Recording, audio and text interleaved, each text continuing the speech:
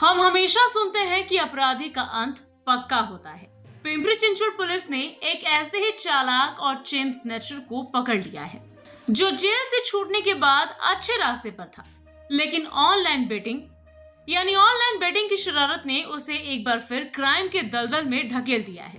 TV पर crime petrol serial देखकर police को बेवकूफ बनाने के गुर सीखने वाले इस आरोपी को Pimpri Chinchwad crime branch unit 1 ने फिल्मी स्टाइल में पीछा करके बानेर से गिरफ्तार किया।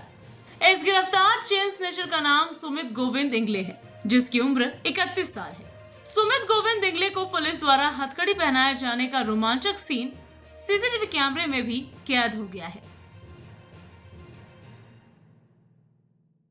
गेल्या काही दिवसांपासून 1.5 ते 2 महिन्यापासून चेन चॅचिंगच्या घटना अगदी खूप नाही परंतु सातत्याने घडत होत्या आणि त्या डिटेक्ट होताना जर असा आम्हाला यश येत नव्हतं तितकंसं.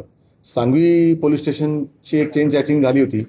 त्याच्या दरम्यान युनिट 1ने ती अतिशय चांगल्या पद्धतीने हँडल केली आणि त्यात त्यांच्या असं लक्षात आलं की या CCTV फुटेज जे बघतो आपण ते बघितल्याशिवाय पर्याय नाही. दापोडी, दोयरोड, तळेगाव ह्या सगळ्या परिसरातले CCTV फुटेजेस बघितल्यानंतर असं लक्षात आलं की हा एकच आरोपी आहे. त्याची विशिष्ट लकब आहे, विशिष्ट मोटरसायकल आहे आणि तो बँगलोर हायवेचा वापर करतो. त्यानंतर पुढे खात्री केली असता असं लक्षात आलं की तो बाणेर परिसरामध्ये त्याचा वावर आहे सध्या. त्यामुळे तिथे बाणेर परिसरात गेले 3-4 दिवसापासून ट्रॅप लावला असता. एके दिवशी सकाळी तो त्या एका गल्लीमध्ये त्यांना जाताना दिसला आणि आमचे टीमचे 2 अंमलदार त्यांना फॉलो करत होते आणि पुढे डेड एंड असल्यामुळे तो पुन्हा परत वळला आणि पुन्हा परत वळल्यानंतर शिताफीने दोघांनी त्याला ताब्यात घेतला आणि त्याला जेरबंद केलेला आहे. त्याच्याकडून 5 चेन चॅचिंग आत्ता या मागच्या महिन्यातल्या डिटेक्ट झालेल्या आहेत. अंदाजे 76 ग्रॅम सोन्याच्या जे चेन्स आहेत त्या त्यांच्याकडनं रिकवर झालेल्या आहेत 15-1 लाखाच्या. हा पूर्वीसुद्धा असेच गुन्हे करत होता. 16 ते 24पर्यंत तो ॲक्टिव्ह होता. त्यानंतर जेलमध्ये गेला. जेलमधून आल्यानंतर त्याने इतर बरीचशी कामं करायचा प्रयत्न केला, ओला उबरचा ड्रायव्हर, चायनीजची गाडी वगैरे. परंतु त्याला ऑनलाईन जुगाराचा नाद लागल्यानंतर, कर्जबाजारी झाल्यानंतर तो पुन्हा या क्षेत्राकडे वळला आणि गेल्या काही दिवसापासून त्याने पुन्हा चेन चॅचिंग सुरू केली होती. या दिवशी आम्ही त्याला पकडला रेड हँड. त्या दिवशीसुद्धा तो चेन चॅचिंग करण्याच्या उद्देशानेच इथे आला होता आणि ती चेन चॅचिंगसुद्धा आम्ही टाळू शकलो. एकंदरीत आमच्याकडच्या 5 चेन चॅचिंग आम्ही डिटेक्ट केलेल्या आहेत.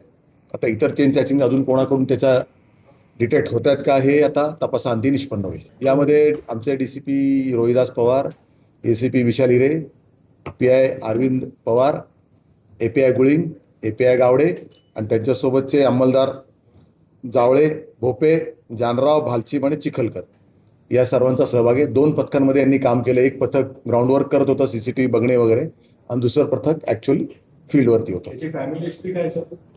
तो राहणारा सोलापूरचा आहे. सुमित इंगळे नावाचा व्यक्ती आहे तो. त्याची फॅमिली हिस्ट्रीविषयी आत्ता आमच्याकडे काही उपलब्ध नाही आहे परंतु तपासाअंती निष्पन्न होईल.